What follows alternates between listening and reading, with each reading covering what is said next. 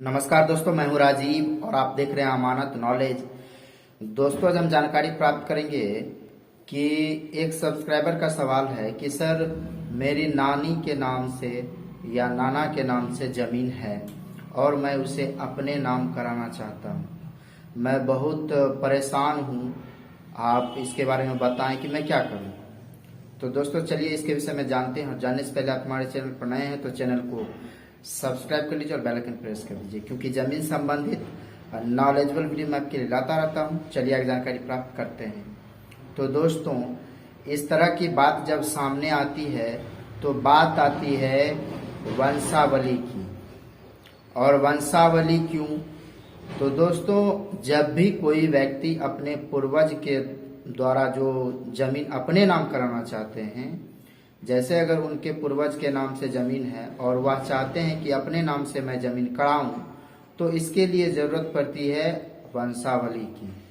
ठीक है, लेकिन हाँ, अगर मान लीजिए आप उस वंशावली के अंतर्गत आते हैं, तभी आप उसके उत्तराधिकारी बन सकते हैं और आपके नाम से जमीन हो सकता है।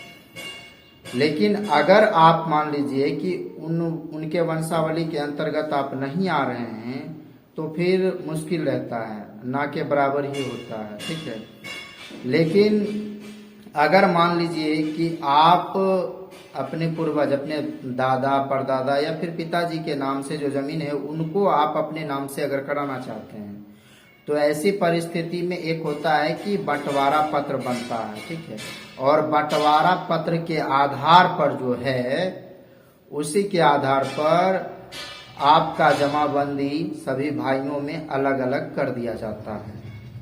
तो इसके आधार से क्या होता है, क्या कि अलग अलग लगान रसीद भी कट के आपको मिल जाता है। लेकिन अगर मान लीजिए कि आपके पूर्वज जो हैं, दादा परदादा पिताजी, ये अगर ना हो कि आपके ननिहाल पक्ष के आदमी यानी माँ के पक्ष के आदमी हैं, तो उनके उत्तराधिकारी के रूप में आप नहीं आ सकते हैं।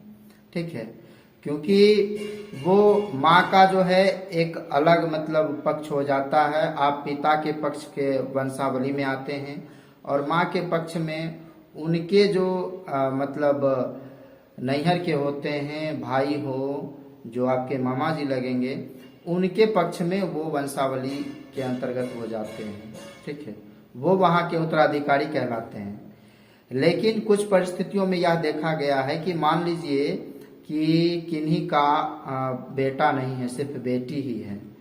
मतलब कि अगर मान लीजिए आपके मामा जी नहीं है, सिर्फ माँ ही हैं, और माँ की हो सकती हैं और बहनें भी हो, तो ऐसी परिस्थिति में जो है आपके नाना नानी अपनी पुत्री को, मतलब आपकी माँ को, मौसी को, वो उस जमीन को नाम कर सकते हैं।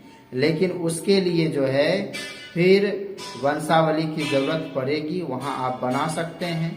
ठीक है, और पंचनामा तैयार करके, बंटवारा पत्र तैयार करके जो जमाबंदी है उसको अलग अलग करवा सकते हैं, बांटकर जमाबंदी अलग अलग हो सकता है।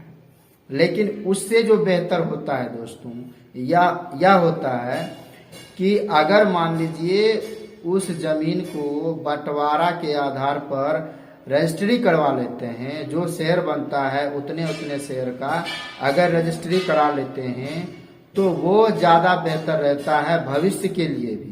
क्योंकि आगे हो सकता है आपकी भी पीढ़ी हो आगे, तो उन्हें भी दिक्कत ना हो। इस बात को सोच समझकर कदम उठाएंगे तो ज़्यादा बेहतर होगा।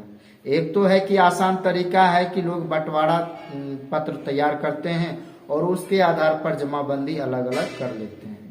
लेकिन अगर रजिस्ट्री बन जाता है, रजिस्ट्री पेपर, बैनामा जिसे केवाला भी कहते हैं, वो तैयार हो जाता है, तो बेहतर होता है। हालांकि उसमें वो होता ये है कि आपको रजिस्ट्री चार्ज देना पड़ता है। जो रजिस्ट्री चार्ज होता है वो तो पे करना ही पड़ेगा, लेकिन आपका पेपर, आपका जो कागजात है वो सुदृढ़ हो जाता है आपके भविष्य के लिए, आपकी पीढ़ी के भविष्य के लिए, वो ज़्यादा बेहतर होता है। तो इस तरह से करवाएंगे तो ज़्यादा बेहतर होगा।